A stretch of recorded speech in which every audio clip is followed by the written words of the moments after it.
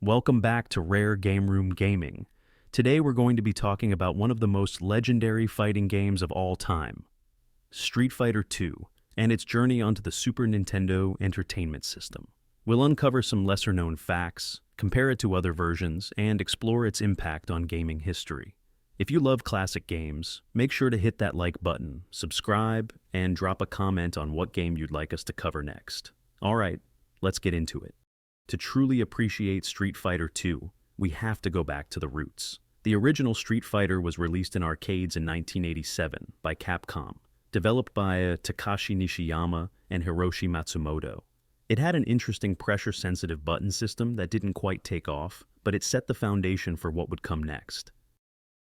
Nishiyama later moved to SNK and worked on Fatal Fury, which shares similarities with Street Fighter II. However, Capcom's sequel, directed by Akira Nishitani and Akira Yasuda, became a revolutionary hit. Released in arcades in 1991, Street Fighter II refined the fighting game formula, introducing 6-button controls, a diverse roster of fighters, and strategic combo-based combat that would influence the genre forever. Following the arcade success, Capcom brought Street Fighter II to the Super Nintendo Entertainment System in 1992. This port, known in Japan as Street Fighter II: The World Warrior, also launched on the Super Famicom, which was Japan's version of the Super Nintendo. It was one of the most faithful arcade-to-home conversions at the time, a huge selling point for the console. Stay calm. Concentrate on the screen. Street Fighter II is on Super Nintendo. From the arcades, the ultimate combat game. Each fighter has a different technique, an acrobatic move, a hidden punch. It's on the streets now, exclusively on Super Nintendo. Super Nintendo with Street Fighter II. It's unbeatable. Compared to the arcade version, the Super Nintendo port had some graphical downgrades due to hardware limitations. Certain animations were missing, and some sound effects were altered, but the core gameplay remained intact. It also added a bonus, and players could now use all characters in 2-player mode, whereas the arcade version restricted mirror matches. This version was a massive hit, selling over 6.3 million copies worldwide, making it Capcom's best-selling single-platform game for years. The Super Nintendo wasn't the only system to get Street Fighter II. The game was also ported to the Sega Genesis as Street Fighter II: Special Champion Edition in 1993.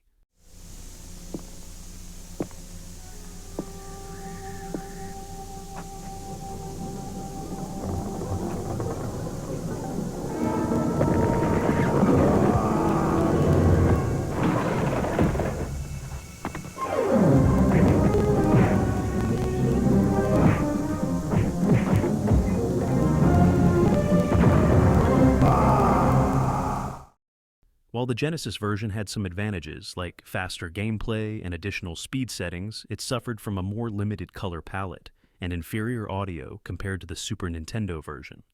Later, Capcom released Street Fighter II Turbo, Hyper Fighting, and Super Street Fighter II on the Super Nintendo, each refining the gameplay, adding new characters, and balancing the mechanics. But for many, the original Street Fighter II on the Super Nintendo was their first taste of competitive fighting games at home. Street Fighter II didn't just define fighting games, it reshaped gaming as a whole. Its success led to the rise of competitive gaming and paved the way for esports. It also influenced countless titles, from Mortal Kombat to Tekken to Super Smash Bros. Even modern games continue to reference Street Fighter II. Ryu and Chun-Li are gaming icons, appearing in crossovers like Marvel vs. Capcom and even Fortnite. So, there you have it. The story of Street Fighter II on the Super Nintendo. Did you grow up playing this classic? Which version was your favorite? Let us know in the comments below.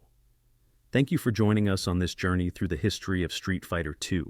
If you enjoyed this video, please give it a thumbs up and subscribe to our channel. We'd love to hear from you.